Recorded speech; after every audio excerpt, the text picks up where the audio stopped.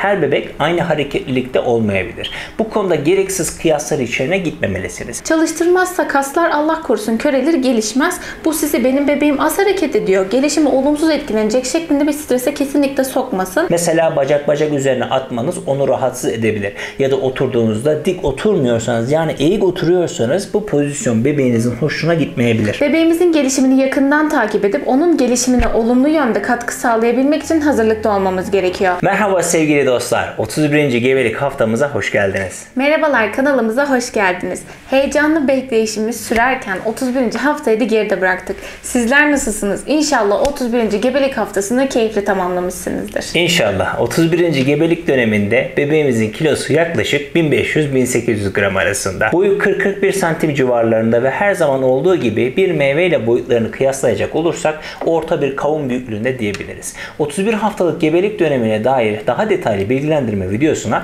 hemen sağ üstte çıkan bildiriden gidebilirsiniz. Bu arada kanalımızda sadece gebelikle ilgili videolar paylaşmıyoruz. Bebek gelişimi, aile eğitimi ve psikoloji ile alakalı içeriklere de yer veriyoruz. Sizin için faydalı olacağını düşündüğüm video ve oynatma listelerine açıklama kısmındaki linkler üzerinden ulaşabilirsiniz. Hazır doğum yaklaşmışken bebek gelişimi ile ilgili videolara şimdiden bir göz gezdirmekte fayda var. Evet, gebelik çok önemli. Hafta hafta bebeğimizin gelişim sürecini takip ediyoruz. Ama gebelik sonrası dönemin çok daha önemli olduğunu düşünüyorum. Bebeğimizin gelişimini yakından takip edip onun gelişimine olumlu yönde katkı sağlayabilmek için hazırlıklı olmamız gerekiyor. Ben de taze bir anne olarak tecrübelerimi kendi kanalımda paylaşıyorum. Eğer henüz kanalıma abone olmadıysanız ben de hemen sağ üst köşedeyim, beklerim.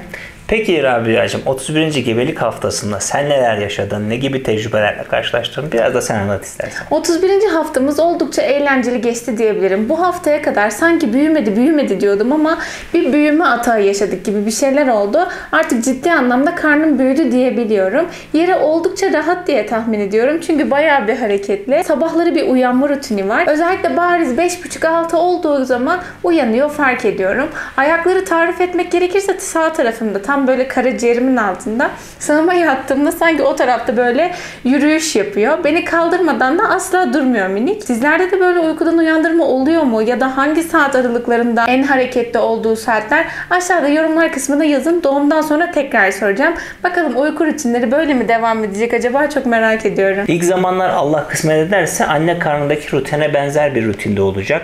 Özellikle ilk 40 gün dünya ile ilk tanışma, ilk adaptasyon süreci derken böyle devam ediyor. Hatta genel olarak bebekler dünyaya geldikten sonra ilk 3 ay kendilerini hala annelerinin bir uzantısı olarak görüyorlar. Gebelik süresince adlandırdığımız 1. trimester, 2. trimester, 3. trimester dönemlerine ek olarak doğumdan sonra geçirilen ilk 3 aya da 4. trimester deniliyor bu nedenden ötürü. Onların tarafından düşününce alışık oldukları anne karnından dış dünyaya gelmeleri onlar için yeterince zor. Düşünsenize 9 ay boyunca öğrendikleri ve bildikleri tüm gerçekler dünyaya gelince son buluyor. Orada hep karanlıktaydılar. Hep sıcaklık aynıydı ama doğduktan sonra o alışık oldukları yerde olmayacaklar ve alışmaya çalışacaklar dünyaya. Yani bu sürece beraber alışacağız. İnşallah o günlerin gelmesini bir an evvel çok istiyorum. Hamilelik de ayrı güzel. Bir yandan bu güzel günler de hiç bitmesini istiyorum. Böyle karmaşık duygular işte. Neyse, konumuza geri dönecek olursak bebek hareketleri konusuna değinmek istiyorum. Artık biliyorsunuz bebeğimizin yaptığı çoğu hareketler bilinçli hareketler. Mesela eğer bulunduğunuz pozisyon onu rahatsız ettiyse uyarıcı bir hareket yapabilir hemen. Bir dakika anneciğim beni unutma, ben buradayım diyebilir. Ellerini, kollarını, bacaklarını sık sık hareket ettiriyor olacak. Bu hareketlere günlük egzersiz de diyebiliriz. Çalıştırması gerekiyor. Çalıştırmazsa kaslar Allah korusun körelir, gelişmez. Bu sizi benim bebeğim az hareket ediyor, gelişimi olumsuz etkilenecek şeklinde bir strese kesinlikle sokmasın. Bebekler her zaman aynı harekette olmayabilir.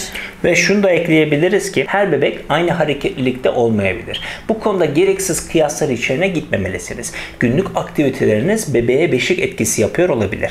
Bu yüzden siz hareketliyken uyuduğu için hissetmeyebilirsiniz. Açlık durumunuz bebek hareketlerini de etkileyebilir. Bebeğinizin hareketlerinin az olduğunu düşünüyorsanız sakin bir ortama geçip tatlı bir şeyler yiyerek bebeğinizin hareketlenmesini bekleyebilirsiniz. Buna da cevap vermezse elinizle karnınıza dokunarak bebeğinize bir uyaran oluşturabilirsiniz. Hareketlerin azlığı sizi sizi ciddi anlamda şüphelendiriyorsa en yakın zamanda doktorunuzla iletişime geçmelisiniz. Bazı gebelik takip programlarında tekme saymak için çeşitli sayaçlar oluyor.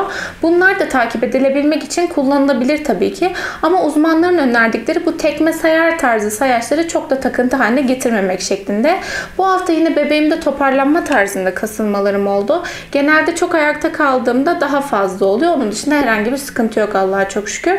Bu hafta biraz da bebeğimizin genel gelişim özelliklerinden bahsedelim istiyorum. Çünkü ben biraz yoruldum. Hem hava çok sıcak hem de nefesimi yettiremiyorum yine. 31. gebelik haftasında bebek büyümeye devam ediyor. Rahim büyüyüp genişliyor ve sonuç olarak diyafram kası yukarı doğru itiliyor ve akciğerler sıkışıyor. 31. gebelik haftası ile birlikte nefes darlığınızın ve nefes darlığının sebebi bu olabilir. Özellikle uzun süreli yürüyüşler yerine dinlenerek yürüyüş yapabilirsiniz. Dinlenerek konuşabilirsiniz. Zaten az kaldı. Bu haftaları da dinlene geçirmelisiniz. 31. gebelik haftasında bebeğimizin lanuga adı verilen tüyleri dökülüyor ve amniyon sıvısına karışıyor. Solunum egzersizleri devam ediyor. Bebeğimiz amniyon sıvısını yutarak vücudunda organlarının gelişimi için bir nevi devir daim yaptırıyor. Yuttuğu lanuga tüyleri de doğum sonrasında ilk kakasıyla yani mekonyumla beraber dışarı çıkacak. Sizler de şahit olmuşsunuzdur. İlk kaka çok koyu renk oluyor. İşte onun sebebi bebeğin lanuga tüyleri. Sadece bu tüyler değil tabii ki. Yuttuğu amniyon sıvısı, vernis keizoz tabakasının o yağlı materyali, dökülen cilt hücreleri. Aynen öyle. Onun dışında bebeğimizin el tırnakları uzadı, ayak tırnakları uzamaya devam ediyor.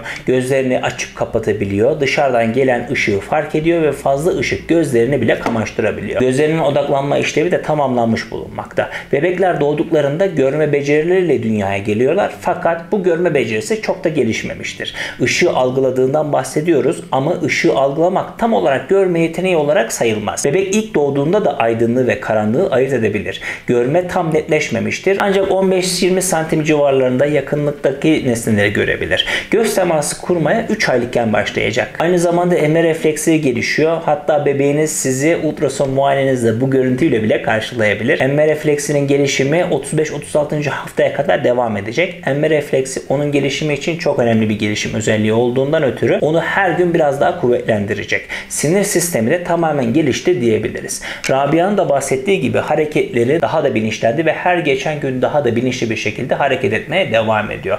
Mesela bacak üzerine atmanız onu rahatsız edebilir. Ya da oturduğunuzda dik oturmuyorsanız yani eğik oturuyorsanız bu pozisyon bebeğinizin hoşuna gitmeyebilir. Artık karşılıklı iletişim halinde olduğumuz için birbirimizi dinleyip anlayacağız. 31. haftamızda genel anlamda böyleydi.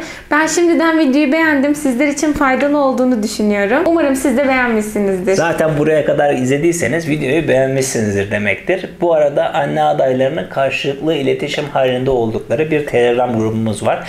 Linkini de hemen açıklama kısmına bırakıyorum. Oradan da o grubumuza dahil olabilirsiniz. Bu tarz faydalı içeriklerimiz hep olacak. O yüzden hemen buradan benim ve Barış'ın kanalına abone olmayı ve yeni içeriklerden anında haberdar olmak için bildirim zilini açmayı ve son olarak da dualarınızda diğer anne adaylarını unutmayın lütfen.